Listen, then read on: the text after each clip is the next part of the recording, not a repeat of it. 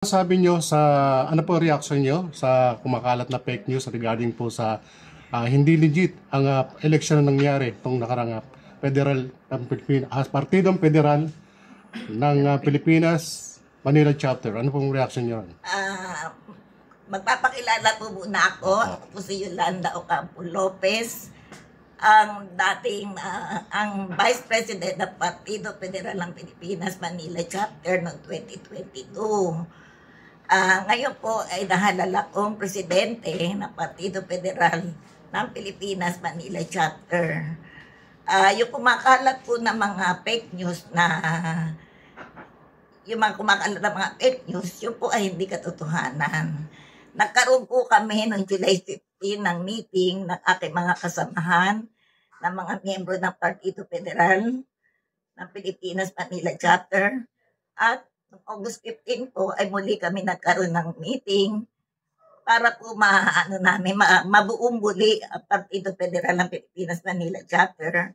At noong September 15, 2024 ay nagkaroon kami ng legal na eleksyon. At dito po ay nahalala ko bilang presidente ng Partido Federal ng Pilipinas Manila Chapter at yung mga kasamahan ko akong nahalal na Vice President at Secretary General at mga ibang opisyalis po. So wala po katotohanan na lumalabas ng mga fake news dahil kami po ay legal. Dumaan po kami sa tamang proseso. No? Kaya po ako nag-initiate na magkaroon ng pagpupulong dahil po para mabuong muli ang Partido Federal ng Pilipinas Manila Chapter. Dahil noong po ay nawala na po yung mga kasamahan ko. Iniwan na po nila ako sa ere. Sa katotohanan po, ako po ang nilapitan ni Gary Capulong dahil siya po ang presidente ng Partido Federal ng Pilipinas noong 2022.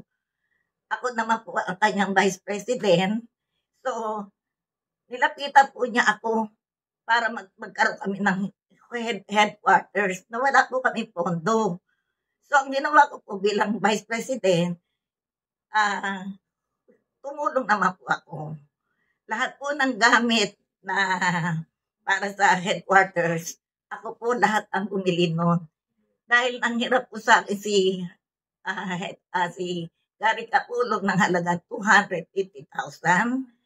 Sa kanya ko po binigay, kasama po si Javier Peruelo. At yun po ang pinambili at ginamit para sa headquarters. Ultimo po, electric fan, mga lamesa, mga upuan, gamit sa buong headquarters. Pati nga po yung mga walis, kandado ng headquarters, pakain sa mga tao. Yan, lahat po yan ay ginastusan ko po para makatulong po ako sa Partido Federal ng Pilipinas sa headquarters sa Manila Chapter. Ngayon, after po ng eleksyon, bumalik po ako sa headquarters.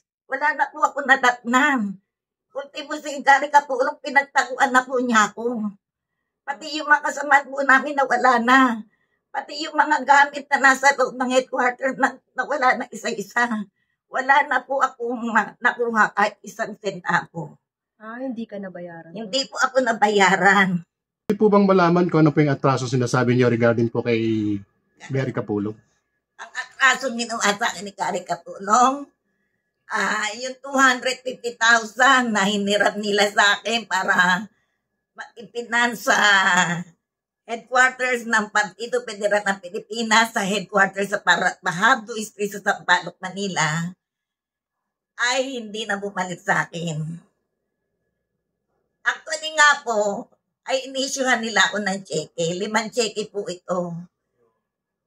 Lahat po, diniposito ko po yan dahil kailangan ng makuha ko yung aking nilabas na pera. Lahat po yun tumalbog. Tumalbog po lahat yun. Nang hinahanap ko na po siya para bayaran ako, ay hindi wala na po ako nakitang Gary Capulong.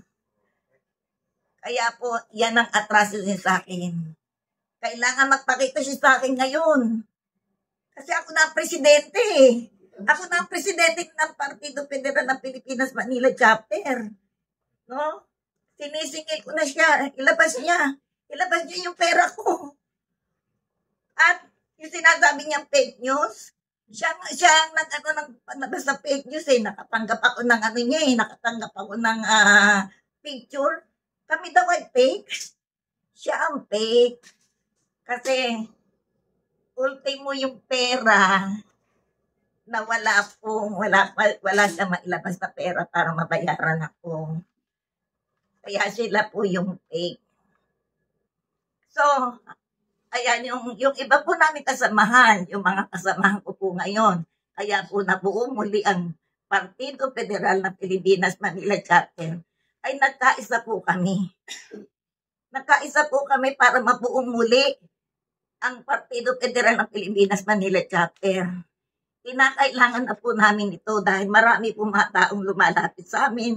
Hinahanap po ang Partido Federal ng Pilipinas. Ultimo po yung mga taong kinuha namin na hindi po nabigyan ng ng partisipasyon.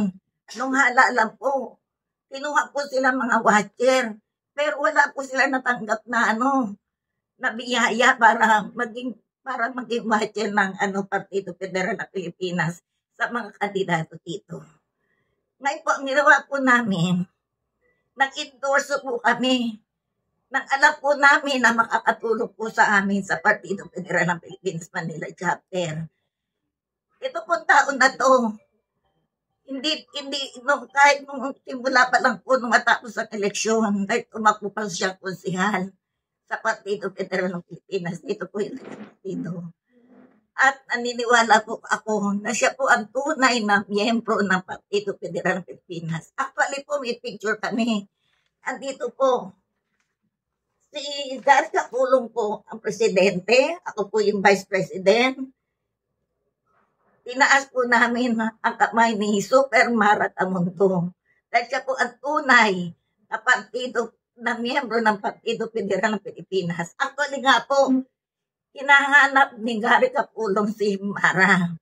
Ang ginawa ko po dahil kilala ko si Mara Tamundong, tinawagan po si Mara Tamundong at sinikap ko po makarating siya dito sa headquarter at nandun na po si Mara Tamundong. Dalawa po kami ni Gary Capulong, itinaas po namin ang kanyang kapay. Pagpapatunay na siya po ang tunay na miyembro ng Partido Federal ng Pilipinas, Manila Chapter. Kaya po, sa ngayon sa aming nagkaisa po kami na mga halal na opisyalis ng Partido Federal ng Pilipinas Manila Chapter, yung mga bagong halal ngayon. Ngayon, siya po ang ini-endorse namin. Hinalal po namin siya para maging chairman ng Partido Federal ng Pilipinas Manila Chapter. Alam po namin mga opisyal ngayon na siya lang po ang makakatulong mabuhay ang mga mamamayan ng Manileño at isa pa po, hindi lang sa Manileño na ito umiikot si Mara Tamundong sa lahat. Ang dami po niya natulungan. Ang mga kaya po namin siya tinawag na Super Mara. Siya po ang tumulong sa mga senior citizen, sa mga kabataan, sa lahat ng lumalapit sa kanya, sa mga lahat ng nangangailangan. Wala po nakagawa niyan. Ang tagal ko na pumutante. Sa edad ko po ngayon, ang tagal ko na pumutante. Wala akong nakitang tao na katulad ni Mara Tamundong. Kaya nagpapasalamat po kami at nakilala po namin si Mara Tamundong. May future tayo kay Mara Tamundong. Kaya po, siya po ang napili namin na maging chairman ng Partido Federal ng Pilipinas Manila Chapter. At nagpapasalamat po ako sa lahat dahil tinanggap po din nila si Mara Tamundong para po sa Partido Federal ng Pilipinas.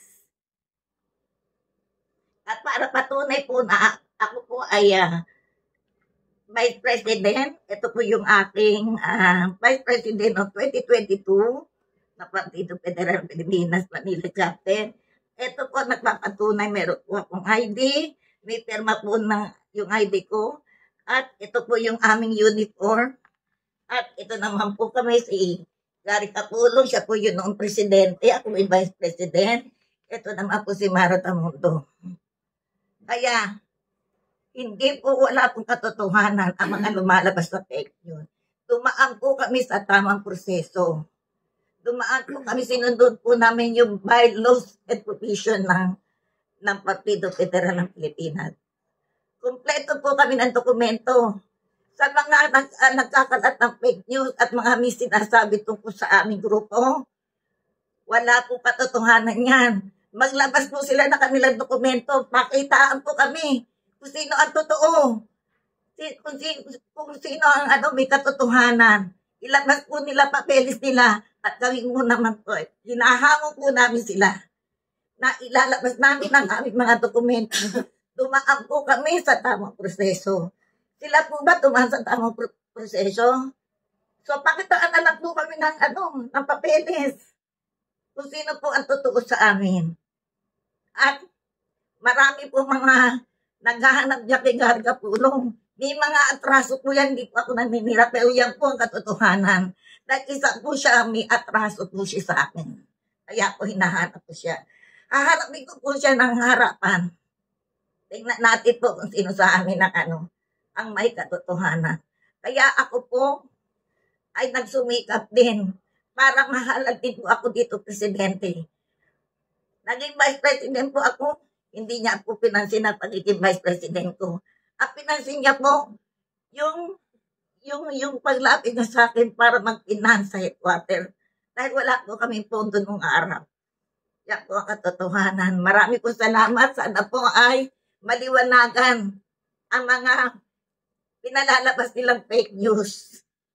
Kami po ang tama, kami po ang tunay na Partido Federal ng Pilipinas, Manila Chapter.